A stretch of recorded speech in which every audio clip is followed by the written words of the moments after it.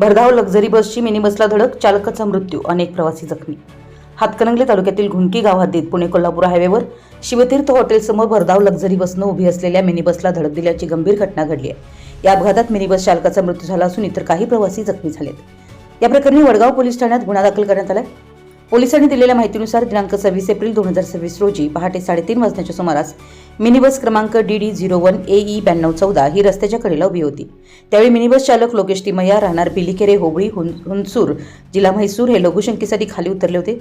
याच दरम्यान पुणे ते कोल्हापूर जाणारी लक्झरी बस क्रमांक MH43 CK 0666 यावरील अज्ञात चालकानं भरधाव व निष्काळजीपणे वाहन चालवत मिनी बस चालकास तसेच उभ्या मिनी बसला जोरदार धडक दिली. या अपघातात लोकेश तिमय्या गंभीर जखमी झाले व त्यांचा मृत्यू झाला.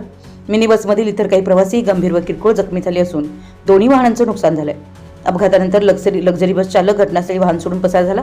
तक्रारीनुसार वडगाव पोलिसांनी गुन्हा दाखल केला. या प्रकरणाचा तपास पोलीस उपनिरीक्षक खिले करत असून अंमलदार पोलीस हेड कॉन्स्टेबल कानडे यांनी गुन्हा नोंदवलाय. आपल्या परिसरातील महत्त्वाच्या बातम्या पाहण्यासाठी आमच्या नवसंकेत न्यूज चॅनलला YouTube वर सबस्क्राइब करा आणि बेल आयकॉन प्रेस करा.